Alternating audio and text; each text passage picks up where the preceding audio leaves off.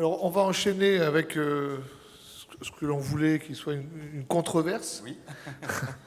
On a oublié nos gants de boxe, en revanche, donc on va faire soft. On va essayer de ne pas être d'accord entre Miguel et moi-même sur un sujet. C'est une manière différente de traiter le sujet. C'était de se dire, bon voilà, quid de la morphine. Je ne dis pas sulfate ni chlorhydrate, je dis de la morphine. Alors, est-ce que c'est une problématique franco-française? Je ne sais pas. Mais en tout cas, en France, il y a un questionnement autour de cette molécule, qui est une molécule à utiliser à visée antalgique et qui fait l'objet aussi d'un usage dans un contexte autre, qui est le contexte de l'addiction aux opiacés. Et donc, ça fait partie des molécules qui sont aussi sur les rangs, peut-être pour devenir un jour des molécules injectables, en tout cas développées comme injectables, non plus pour la douleur, mais aussi pour d'autres pathologies, notamment addictives. D'ailleurs. Donc la question est de savoir si on est d'accord ou pas d'accord. Est-ce que la morphine injectable ou la morphine orale injectée est réellement un traitement? Est-ce que c'est un traitement de substitution ou pas? Est-ce que c'est un pourvoyeur de plaisir, de renforcement positif? Je ne sais pas. Enfin bref. Donc Miguel va commencer et puis je prendrai la suite. Et vous nous départagerez. Alors je tiens quand même à préciser bonjour. Je suis donc Miguel Velasquez, le président d'Assud, mais donc une organisation, pour ceux qui ne la connaissent pas, d'autosupport, qui existe depuis les années 90, voilà, donc une organisation française. Je tiens à préciser que cette controverse devait être animée par Nicolas, effectivement, et par le directeur d'Assud, Fabrice Olivet, qui n'a pas pu être là aujourd'hui, et donc je le remplace dans cette controverse. Je vais essayer de faire mon mieux. Donc le flacon et l'ivresse, c'est son titre, c'est le titre qu'avait choisi Fabrice. Donc pour substitution au plaisir, le faux débat. Donc seules 3 spécialités ont une AMM, méthadone, BHD, BHD naloxone. Les points communs, en concurrence avec l'héroïne et la morphine, elles auraient été unanimement placées en queue de liste par les bénéficiaires si on avait eu l'idée incongrue. Je dis incongrue parce que, en fait, les usagers ne sont jamais... on ne leur demande jamais leur avis, ils ne sont jamais consultés. Ouais, mais bon... en ligne générale, c'est vrai que les temps changent, non, mais tout à fait, tu as raison de le souligner, les temps changent, mais en tout cas, pour tout ce qui est de la méthadone et du BHD, en tout cas, le BHD naloxone, ça a été différent déjà, mais enfin, on n'a pas été trop consultés. Donc si on avait eu l'idée incongrue de les consulter pour établir un hit parade du meilleur TSO, elles auraient été effectivement, ces 3 molécules auraient été en queue de liste par rapport à l'héroïne et la morphine chez les usagers. Ça, c'est évident. Je me souviens même, dans les années 90, lorsque la méthadone est arrivée, moi j'étais en Espagne, et il y avait donc une épidémie, puisqu'on peut prononcer le mot d'héroïne dans les années 80, et la méthadone a été vue avec beaucoup de prudence de la part des usagers, mis à part la question du contrôle social que beaucoup de gens se posaient, beaucoup d'usagers se posaient en disant je vais être contrôlé par l'État, etc. Et il y avait également et surtout la méfiance par rapport à ce produit, et je pense qu'en fait on avait raison quand même d'être méfiant, puisque les sorties de méthadone sont quand même pas très aisées par rapport à d'autres opiacés. Bon, pour ces 3 spécialités, donc, elles possèdent un intérêt politique majeur aux yeux des législateurs et surtout du public. Elles peuvent passer pour des médicaments de l'addiction aux opiacés, à la différence de l'héroïne ou de la morphine, qui passent pour ce qu'elles sont, c'est-à-dire des drogues données aux drogués. Ça, effectivement, c'est la principale caractéristique de plaire à l'intérêt, aux politiques, quoi. Ces 3. La morphine. Sulfate de morphine, quel intérêt? Bon, là, on parle de sulfate, effectivement. La morphine est un agoniste pur, comme la méthadone, c'est-à-dire, une autre façon de dire, défonce, sensation d'opiacé, ivresse. La morphine, y compris par voie orale, provoque une euphorie particulière très appréciée de certains usagers. Les soi-disant morphinomanes, une espèce en voie de disparition quand même, mais enfin, une sous-espèce de toxico qui perdure depuis la fin du 19e siècle. Il y en a encore quand même parmi les usagers qui aiment le flash de morphine. Ça, c'est vrai. beaucoup d'autres ne l'aiment pas et préfèrent l'héroïne. Historiquement, lors de l'apparition de l'héroïne, il faut quand même noter que beaucoup de morphinomanes ont basculé sur l'héroïne dès qu'ils ont connu la morphine. Dès qu'ils ont connu l'héroïne, pardon. Ils ont laissé tomber la morphine. Sulfate de morphine, la mauvaise réputation. Ses qualités de défonce, donc, qui les font justement rechercher par les usagers, sont justement celles qui les desservent auprès des autorités sanitaires. Le fameux rapport Montrastruc, le nom, sur l'opportunité d'intégrer la morphine dans la palette des MSO, c'est vrai que ce rapport, quand même, date de 11 ans, et on est toujours sur ce rapport. On réagit toujours en fonction de ça. Et dans sa définition du bon TSO, le bon professeur Montastruc exclut délibérément toute molécule susceptible de provoquer de l'euphorie au quotidien. Et justement, cette euphorie au quotidien, c'est ce qui est apprécié par les usagers de drogue. Et on comprend que le système sanitaire en général et politique en particulier n'aime pas toutes les molécules qui pourraient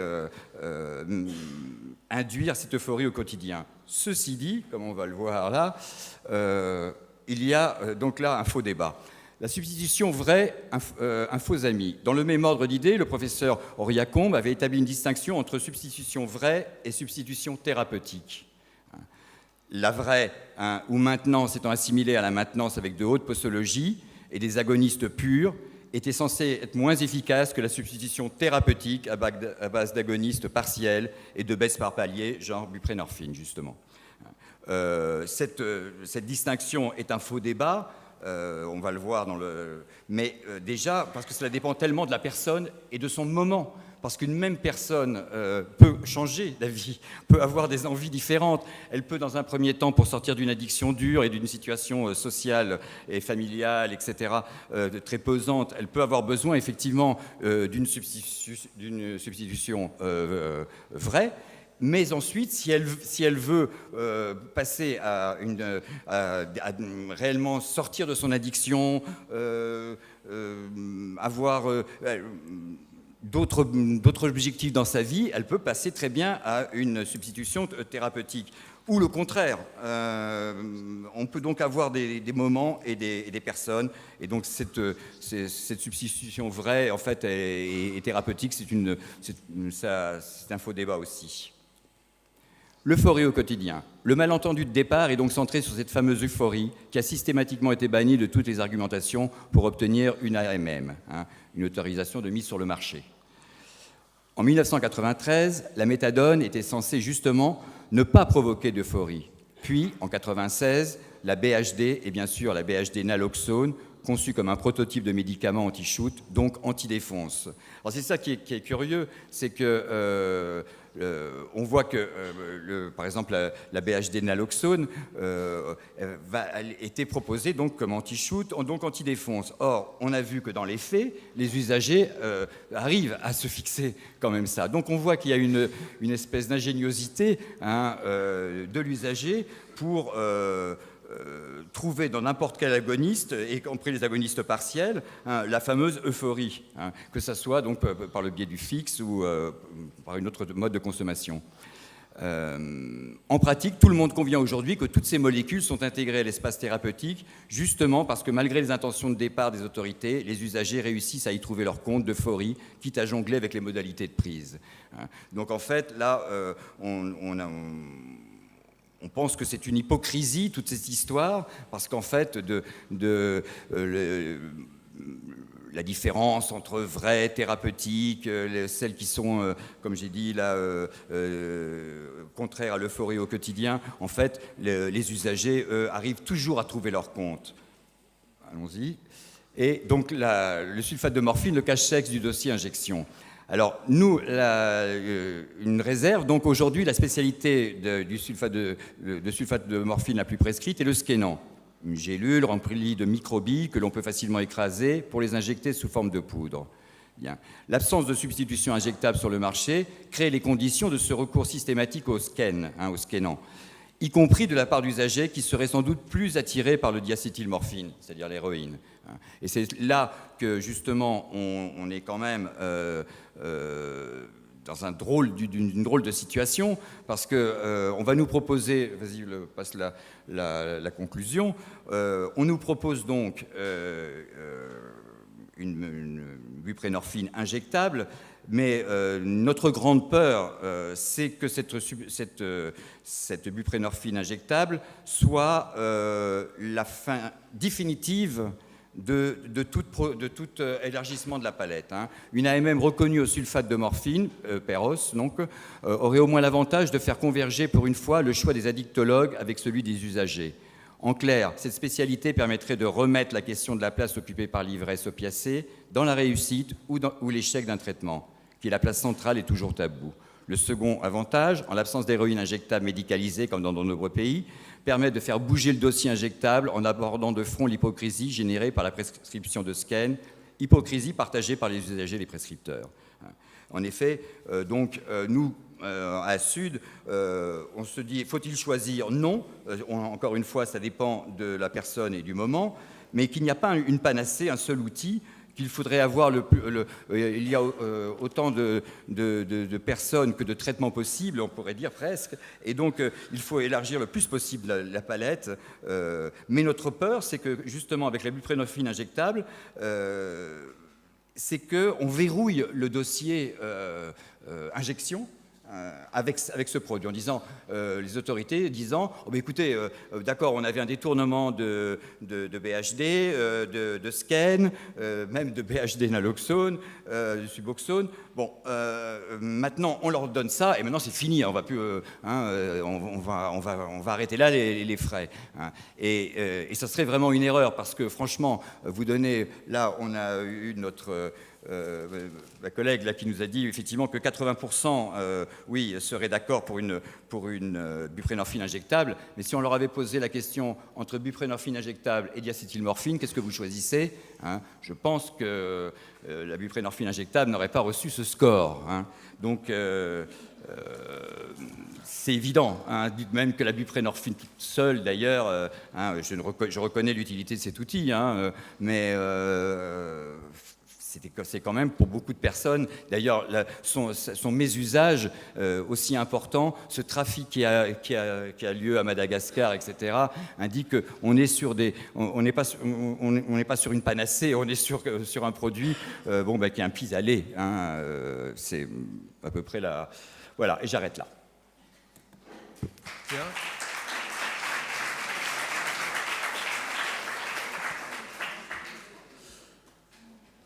Oui, mais... Mon cher Miguel.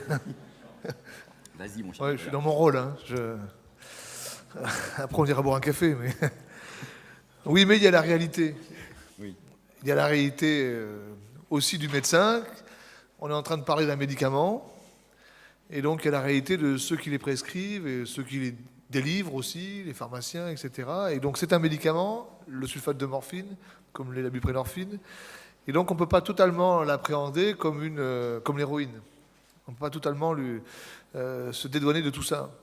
C'est un médicament qui a une autorisation de mise sur le marché pour la douleur sévère, au début surtout cancéreuse, maintenant ça s'est élargi au-delà de la douleur cancéreuse, la morphine. C'est un médicament qui se prend par voie orale ou bien qui s'injecte, mais c'est plus le sulfate de morphine, c'est le chlorhydrate de morphine. Et effectivement, les données épidémiologiques, les données scientifiques que regardent les médecins, qu'ils essaient de regarder, il n'y en a pas beaucoup sur le sujet. C'est vrai, il faut le reconnaître, il n'y en a pas beaucoup sur le sujet. Mais le peu de données qu'il y a en France, je parle des données françaises, sont assez déstabilisantes pour un prescripteur de médicaments de substitution aux opiacés qui voudrait s'aventurer dans une prescription de sulfate de morphine. À la demande d'un patient qui dit, moi... quand il arrive en consultation, il me dit, moi, la buprenorphine, ça me rend malade, et la méthadone, je ne supportais pas, je suis allergique. C'est à peu près ça, c'est souvent des termes qui sont utilisés, mais qui veulent dire quelque chose quand même. Ce n'est pas de l'allergie, mais ça veut dire quelque chose. Soit ça n'a pas été pris comme il faut, soit effectivement, le résultat attendu, l'effet attendu n'est pas celui qu'attendait effectivement le patient, et il y a une forme de déception, et on regarde son attente. Les données épidémiologiques, c'est quoi? C'est entre 3 et 6 000 patients probablement en France qui consommeraient du sulfate de morphine, donc ce n'est pas non plus une population très importante. 3 à 6 000 qui consommeraient. c'est le sulfate de morphine, non pas à visée antalgique, mais à visée, je ne sais pas comment on peut dire ça, enfin, à visée de renforcement positif, toxicomaniaque, ou pas forcément d'ailleurs, parce qu'il y a une partie qui se substitue, réellement, ou partiellement. Et puis il y a des conséquences à tout ça, parce que si on se souciait que de prendre de la morphine bien connue, avec tous ses effets indésirables, tous bien connus, à peu près équivalents à ceux de la méthadone, de la buprenorphine, du oxycodone, etc., c'est des opioïdes tout ça, donc à peu près les mêmes effets indésirables, à part le QT qui s'allonge surtout pour la méthadone. Bon, on se dirait après tout, pourquoi pas 200 mg le matin, 200 mg le soir, ou un peu plus, parce que ça va généralement jusqu'à 600, 800, 1000, 1200, mais en moyenne c'est entre 4 et 600 apparemment. On ne s'inquiéterait pas plus que ça.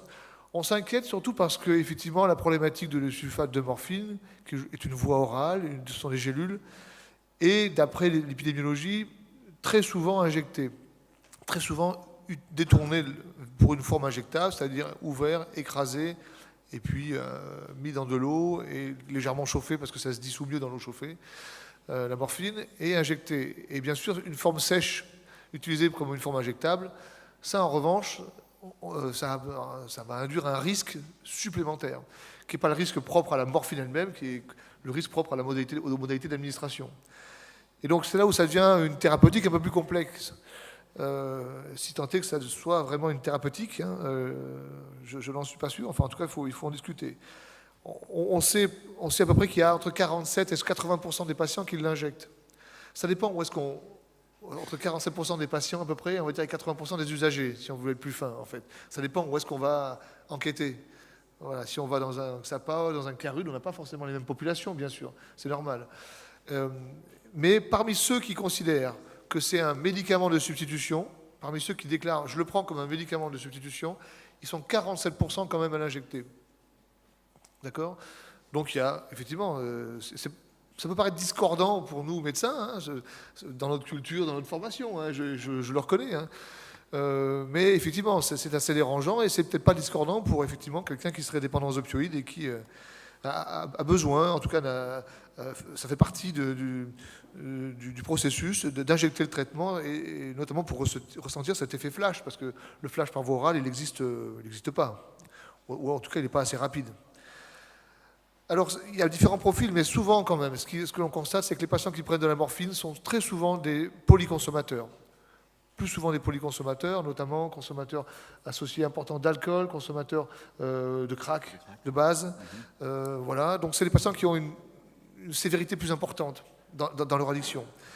Majoritairement, ce sulfate de morphine, en revanche, il est rarement prescrit dans les centres spécialisés, les XAPA, il est plus prescrit en médecine de ville. Donc ça pose aussi un autre problème, c'est-à-dire qu'on se retrouve avec les patients les plus sévères en soins primaires. Alors ce n'est pas une remarque contre les médecins généralistes, bien sûr, mais ils n'ont pas totalement toutes les armes en main et tout le dispositif en main pour prendre en charge forcément toujours ces patients de manière pluridisciplinaire, biopsychosociale, comme on dit, enfin, etc., etc. Oui, justement, une AMM, Et l'AMM, elle n'est pas gênante pour l'instant. L'AMM, elle pourrait résoudre en partie cette... L'AMM pourrait... Voilà, bien sûr, il peut y avoir des changements de ce côté-là. Et puis il y a le problème des overdoses, parce que finalement... Alors, là, c'est un peu tiré par les cheveux, mais je peux me le permettre avec les cheveux que j'ai, mais les patients, quand on regarde la mortalité en France, notamment dans les différentes enquêtes, la seule enquête qui est répétée tous les ans, c'est l'étude de DRAB, avec toutes ses limites, bien sûr, qui n'a pas un intérêt au niveau exhaustivité, mais qualitativement, elle est intéressante. On a pas mal de patients, on dit la majorité des patients décèdent à cause de la méthadone et pas à cause de l'héroïne, c'est ce qu'on dit souvent là. Voilà. Mais si on regarde ce chiffre-là et qu'on met en face la population exposée à la molécule, effectivement on se rend compte que c'est plutôt la sulfate de morphine qui entraînerait des overdoses supérieures à la méthadone et supérieures à l'héroïne. Pourquoi ? Parce qu'il est majoritairement pris par une voie intraveineuse, donc ça augmente le risque d'overdose, et qu'il est associé à des polyconsommations qui augmentent le risque d'overdose, etc., etc. Donc il y a une sévérité, un risque supérieur chez ces patients-là. Donc tout ça c'est compliqué, parce que ça veut dire que quand vous êtes confronté à une prescription pour une demande de sulfate de morphine, qu'est-ce que vous faites ? Vous êtes médecin. Alors j'avais une diapo aussi, j'avais quand même une diapo, on peut peut-être la mettre, je n'en ai fait qu'une. C'est la diapo de titre, en fait. Mais parce qu'il y avait une phrase à laquelle je tenais un peu. C'est celle-là, ouais, c'est celui-là, je crois. Ouais. Quand on est médecin, on est censé, avant de soigner, commencer par ne pas nuire. Donc, c'est le rôle du médecin, hein, voilà, c'est son positionnement. Donc, il faut être quand même être sûr que lorsqu'on reçoit un patient ou un futur patient, je parle une fois de plus du médecin, on n'est pas dans un carul, etc., il va nous demander quelque chose, et on n'est pas censé forcément dire oui à tout, même si c'est l'attente du patient, parce qu'il faut être sûr qu'on va lui apporter un bénéfice, qu'on va le soigner, mais surtout qu'on ne va pas lui nuire. Et quelle certitude on peut avoir en prescrivant à quelqu'un qui injecte, et qui on le sait d'ailleurs, qui peut nous le dire, enfin après il suffit d'examiner les patients pour le savoir, mais effectivement, quel risque on prend et quelle certitude on va avoir de ne pas entraîner des complications infectieuses. Vous allez me dire, d'accord, mais comment tu fais avec la Subutex? Comment tu fais avec le Subutex? Oui, mais d'abord, Subutex, il y a une indication pour l'addiction. Donc je me cache lâchement derrière ça, en disant effectivement, la morphine n'a pas d'indication quand même. C'est une réalité, la morphine n'a pas d'indication pour ça, elle n'a pas été évaluée, je vais vous en dire 2 mots, enfin elle a été évaluée mais c'est un peu léger pour l'instant. Donc ça c'est une vraie problématique. Est-ce que lorsqu'on va voir ces patients-là, on peut leur proposer un traitement efficace? Que dit la littérature? Il y aura une intervention demain à 9h30 de Gabriel Fischer sur le sujet, donc je vais passer très très vite. La littérature est assez pauvre sur le sujet, une dizaine d'articles, essentiellement des études de non-infériorité, qui montrent que, oui, l'effet de la morphine à libération prolongée, pris par voie orale dans des essais contrôlés, c'est-à-dire que le patient ne repart pas, enfin il repart avec quelques jours parfois, mais il y a un contrôle de la prise, eh bien, n'est pas supérieur, enfin n'est pas inférieur, pardon, n'est pas inférieur à la méthadone. C'est équivalent, avec un petit peu moins d'effets indésirables sévères et un allongement du QT, évidemment, moins important. Mais globalement, il y a une diminution du craving, c'est vrai, il y a une diminution du niveau d'anxiété, il y a ces différentes choses-là. Ça, c'est une réalité, mais on ne peut pas dire que c'est plus efficace. Donc, qu'est-ce que ça apporte de plus? Qu'est-ce que ça apporte de plus?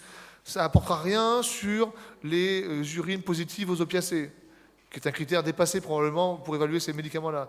Ça n'apporte rien sur la rétention dans les soins, non plus. Mais là aussi, c'est peut-être un critère dépassé. Donc probablement que si on doit travailler autour de la morphine, il faut peut-être réinventer une nouvelle indication. Une nouvelle indication et pas juste un traitement de la pharmacodépendance aux opiacés. Peut-être ce sera pour des patients résistants, en 2e, en 3e ligne. Mais quoi qu'il en soit, sûrement pas des patients qui vont l'injecter, parce que donner une forme sèche à des patients qui injectent, c'est quand même relativement gênant. Et là, on va aboutir forcément à la même conclusion. Hein. Mais oui, enfin, entre autres. Voilà. Donc, en pratique, il y a effectivement, bon, il y a eu une méta-analyse, une revue de littérature. Bon, pour l'instant, c'est pas inquiétant. Hein. Ça semble être relativement efficace, mais pas plus efficace que ce qu'on a actuellement. Donc, on a 2 solutions. D'abord, savoir si le médecin est capable de prescrire ce médicament-là. Actuellement, s'il est injecté, je ne pense pas qu'un médecin soit fait pour être un pourvoyeur d'euphorie ou de plaisir. Je pense qu'on n'est pas fait pour ça, c'est pas notre job. Procurer du plaisir aux gens, c'est pas. Je caricature un peu, mais. Du traitement. Non, bien sûr, bien sûr. On est d'accord, mais je pense qu'on n'est pas armé pour ça. On n'est pas armé pour ça. On n'est pas armé pour ça, y compris pharmacologiquement pour l'instant. Est-ce que c'est thérapeutique? Quel effet on recherche? Est-ce que c'est un effet de substitution? Est-ce que c'est un effet défense, anti-craving, ou un effet renforcement positif, agréable, etc. Est-ce que c'est vraiment le rôle de la médecine de procurer ce type d'effet? Je pose des questions, je ne dis pas que j'ai les réponses, mais c'est des questions que je me pose aussi parfois quand je suis sollicité pour ça. Donc, on a 2 solutions. Je passe sur les histoires de circulaires Girard, etc., mais, enfin, qui, à mon avis, sont anecdotiques. Tout ça, c'est ni de la médecine, ni de la science. Ça permettait surtout de faire rembourser les patients, ce qui est important, mais il ne faut pas se couvrir derrière une circulaire de 87 qui n'apporte rien du point de vue de la preuve de l'efficacité d'un médicament, ou en tout cas sa sécurité d'emploi. Donc on a 2 solutions. Effectivement, soit on continue avec des voies orales et à prescrire du sulfate de morphine par voie orale, mais dans ce cas-là, moi je pense que ce n'est pas adapté de le prescrire comme ça à tout va. Il faudrait quasiment des prescriptions entre guillemets contrôlées pour s'assurer que le patient n'en a pas un usage détourné à risque, hein, parce qu'à risque de faire une overdose, une infection, etc. Et encore quand ce n'est pas injecté parfois en intra-artériel, ça arrive aussi. Ou alors on va vers les formes injectables. Et c'est le sujet effectivement de cet atelier. Et si on travaille sur les formes injectables, pourquoi pas de morphine? Je pense qu'une forme injectable de morphine sera mieux acceptée qu'une forme injectable de buprenorphine, probablement. Si on pose la question, je suis d'accord avec toi. Si on pose la question en disant vous avez le choix entre buprenorphine, morphine, héroïne médicalisée, bon, je pense qu'on va avoir un grand nombre de patients qui vont aller vers les agonistes complets, vers la morphine et l'héroïne, probablement. Probablement, mais il faudrait la poser la question. Beaucoup d'héroïnomanes n'aiment pas la morphine. Oui, peut-être. Après, bon, c'est un choix. Non, mais c'est pas juste un truc philosophique. Hein, oui, bien sûr. Physique. Oui, en termes d'effet. On n'aime pas ces sensations de piqûre au cerveau. En fait, l'intensité du flash de morphine est différemment ressentie par les usagers. Alors, la réalité, c'est qu'il existe des formes injectables de morphine en France. Il existe du chlorhydrate de morphine que l'on peut prescrire. Alors, c'est un peu plus contraignant parce que la délivrance se fait tous les 7 jours, je crois. Voilà, pas plus de tous les 7 jours.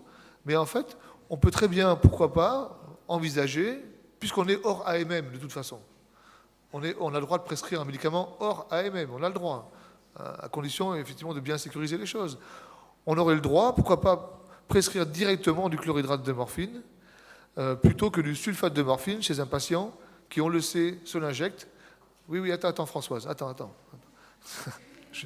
Attends Françoise, après.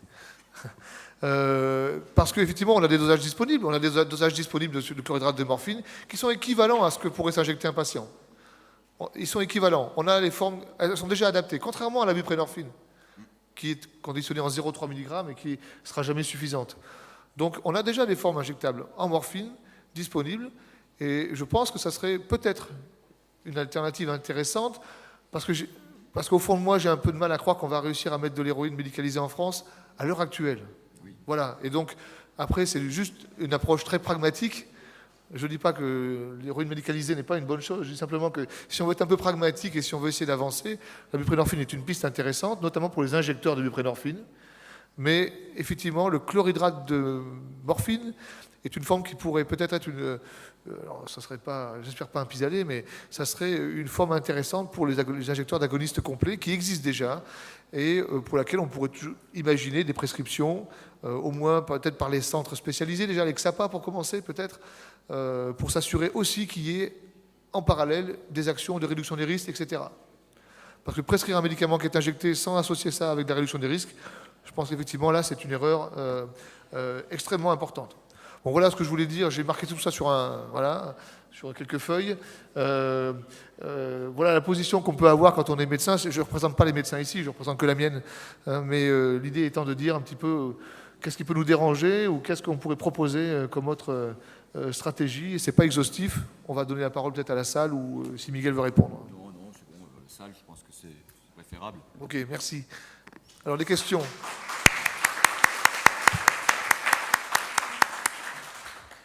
Oui. Bonjour, Georges Lachaze, à Sud.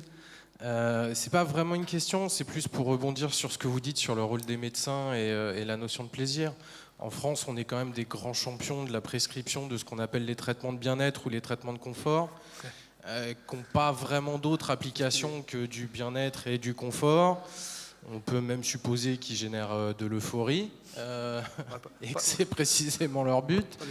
Voilà, donc cette question du plaisir, elle reste quand même assez centrale, et je ne vois pas pourquoi les médecins s'en méfient. Ça reste un outil de dialogue et de pouvoir instaurer un lien et de favoriser l'alliance thérapeutique et la connexion avec le médical. On vient juste de voir une présentation sur la prescription d'héroïne médicalisée, qui semble-t-il a plutôt des bons résultats. Voilà, je pense que ce débat, il ne faut pas s'en priver et que le bien-être reste dans le concept de l'OMS de la santé globale et que voilà, ça fait partie de la thérapeutique. Oui, on est d'accord sur cette notion-là. Tous les médicaments de confort n'apportent pas du plaisir, mais certains, effectivement. Et puis aussi, bien sûr, les anxiolytiques. Hein. On est des grands prescripteurs de benzodiazépines et d'anxiolytiques. Je ne suis pas sûr que ce soit du plaisir, mais en tout cas, c'est... Mais je ne sais pas si les médecins, ce qu'ils en pensent. Est-ce qu'on est à l'aise par rapport à ça ? Est-ce qu'on est à l'aise pour procurer quelque chose de différent ? Parce que probablement que là, les médicaments injectables ne sont peut-être pas des médicaments de substitution aux opioïdes. C'est peut-être autre chose. Peut-être qu'il faut leur trouver une autre dénomination pour une autre indication. C'était ça un peu aussi le sens de... Oui, c'est peut-être pas forcément de la substitution. C'est peut-être pas ça qu'on recherche au même sens que la méthadone prise par voie orale ou la buprenorphine. Oui, mais il faudrait peut-être un jour se poser la question, quand même, est-ce que la substitution versus méthadone ou buprenorphine avec tous les à côté qui existent, hein, dans un centre méthadone espagnol, 80% des substituts à la méthadone vont aller acheter sur le marché noir de la base de cocaïne, parce qu'ils vous disent tous je ressens plus rien, j'ai plus de plaisir, quoi, tout simplement, hein. Et donc ils vont se coltiner une autre addiction, alors que s'ils avaient eu une forme, que ce soit, alors après on peut discuter sur l'opportunité de l'injectable, effectivement, et qu'il faudrait plutôt de la diacétylmorphine orale, chose que les Catalans d'ailleurs essayaient de mettre au point.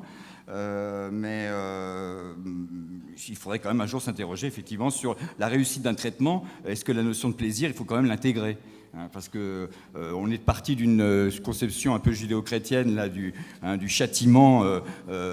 Tu as péché, tu étais addict, et ensuite là il faut que tu morfles. Bon, maintenant on a atténué cet aspect de morfler, on a juste ôté le plaisir avec la méthadone. Bon, et sans parler des carcans genre Suboxone, mais qui peuvent être utiles pour certaines personnes, hein, je ne dis pas, hein. Mais en tout cas, il faudra peut-être que cette notion de plaisir dans un traitement et dans la réussite d'un traitement soit intégrée justement par le corps médical. Oui, une petite question. Alors, quel chemin on a fait depuis 20 ans où on donnait du Temgesic et qu'on était des criminels? Donc, moi, je suis contente qu'on parle de l'injection. Moi, je suis un médecin rural, je suis confrontée à ça. Si Nicolas, qui jongle avec les tableaux de conversion mieux que moi, donc un patient qui prend 100 mg de méthadone mais qui s'injecte par plaisir, et j'insiste, par plaisir, et je partage Nicolas, moi, avec Nicolas, je suis un médecin, donc je ne vais pas rentrer dans l'histoire du plaisir. Moi, c'est juste qu'une ampoule de morphine injectable, c'est 10 mg. Est-ce que, Nicolas, tu peux me convertir en ampoule 100 mg de méthadone? C'est juste ça, ma question. Ah, tu veux que je t'enverrai un email? Ouais, non. Le dernier email, il parle. Il gagne quoi? Non, mais on sait à peu près. Non, parce que je fais du soin palliatif et je peux te dire, j'y arrive pas. Non, mais après, c'est un peu différent. Mais il existe, Non, mais c'est quand il même existe différentes concrètement leur ampoules. Il question. existe différentes ampoules. Il n'y a pas que de 10 mg en injectable. Non, mais en ville, Hein? je te le dis, je peux pas le faire. D'accord, oui, bien sûr. Voilà. Mais je pense que C'est de toute juste façon, ça. l'injectable, je ne suis pas sûr qu'il ait sa place réellement d'emblée Voilà. en médecine de ville. Ou alors, il faut vraiment que le médecin généraliste soit entouré dans le cadre d'une microstructure peut-être, enfin voilà, dans des cas très à part. Non, mais tout ça pour te dire que Il j'ai faut des pratiquer la ampoules. réduction des risques, il faut faire toute la prise en Ah, charge non. à côté. On sait que c'est les patients parfois qui ont plus de sévérité, de comorbidité psychiatrique, etc. Donc, Nos ampoules font 10 mg. on est Et d'accord. j'ai des... Non, mais je te le dis, pour la petite histoire, dans ma sacoche, pour calmer mes douloureux, il y a des ampoules de 10 mg. Mes toxicomanes, ils me les volent et ils vont pas bien loin avec ça. Non, 10 mg, ça ne suffit pas, on est d'accord. Il y a une question là-bas. Oui, Oui, deux. On avait une question. Non, mais Nathalie, tu avais une question là. Au micro, parce que sinon, oui. pour la traduction. Est-ce que les autorités de santé sont prêtes à entendre la notion de plaisir pour la MM? Non, je crois pas. Ah bah attends, on va voir. Donc oui, je fais partie de la NSM, donc Nathalie Richard. Donc c'était juste pour une petite réflexion, c'est pas vraiment une question, mais c'est vrai que je pense que les choses ont évolué quand même depuis un certain temps. Depuis 2004, le rapport Montastruc, vous l'avez cité, il y a eu un certain nombre de débats au niveau de la commission des stupéfiants, où le rapport Montastruc, si vous voulez, maintenant on est passé vraiment à autre chose. Ça, c'est clair aussi. Oui. Je vous invite à écouter d'ailleurs tout ce qui est sur Internet, sur les commissions maintenant qui sont filmées. Maintenant, au niveau de la commission des stupéfiants, on a également un représentant des usagers, puisqu'on a Fabrice Olivet Tout à qui fait. fait partie de la commission des stupéfiants. Donc, ce que je voulais dire, c'est que les choses n'ont pas été figées en 2004 concernant la mise à disposition des médicaments, et que les autorités sanitaires évoluent aussi. Et que justement, tout ce qui était substitution injectable a fait l'objet de débats aussi au sein de l'agence, et que les choses évoluent. Ce que je voulais juste dire, c'est qu'on ne peut pas... Moi, j'ai du mal à entendre qu'on est resté sur le rapport Montastruc pour l'évaluation des médicaments. Et voilà, c'est juste C'est l'opinion de Fabrice, justement. Hein, là. Sur ce point précis, c'est vraiment l'opinion de Fabrice, en plus. C'est pas la mienne. Hein. Enfin, c'est la mienne aussi, mais je veux dire, en l'occurrence, c'est lui qui m'a bien dit de souligner cet aspect-là. Hein.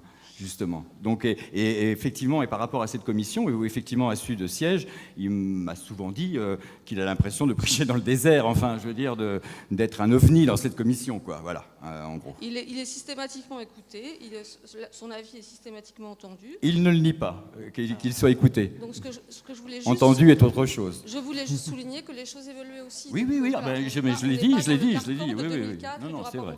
C'est juste ça. Enfin, excusez-moi, mais moi je pense, hein, au vu des... Là, quand je vois que la salle de conso, ça fait... Je me souviens, il y a 4 ans, au THS, on avait présenté la salle virtuelle de consommation, et on avait, à l'époque, on était très euphorique, et on disait, c'est dans la poche, elle va bientôt ouvrir. Nous en sommes encore maintenant, paraît-il, il n'y a plus d'obstacles, mais enfin, la salle de consommation n'est toujours pas ouverte. Elisabeth Avril pourra mieux vous en parler que moi. Elle manque cruellement de financement, ne serait-ce que ça. Hein. Donc, c'est-à-dire qu'on traîne des pieds énormément dans cette histoire, et on a été un peu la risée de l'Europe. Moi, quand je me baladais que ce soit à Berlin ou ailleurs, tout le monde me disait, mais alors qu'est-ce qui arrive avec votre salle de conso? Enfin, je veux dire, moi je pense franchement que sur la prohibition et des drogues, etc., la France restera avec la Chine, la Russie, la Corée du Nord et l'Iran, le pays le plus prohibitionniste. Non, franchement. C'est mon opinion personnelle. Sachant que là, la NSM, du coup, n'a rien à voir là-dedans. Quand je vois tous les blocages qu'il y a, quand je vois la Catalogne, c'est pas le bout du monde, c'est juste à côté de chez nous. Hein, la différence, mais ne serait-ce qu'au niveau des droits des usagers, quoi, tout simplement, le droit de consommer. Je veux dire, des choses aussi élémentaires que ça, franchement, mon propos n'est pas une boutade. Hein. Voilà.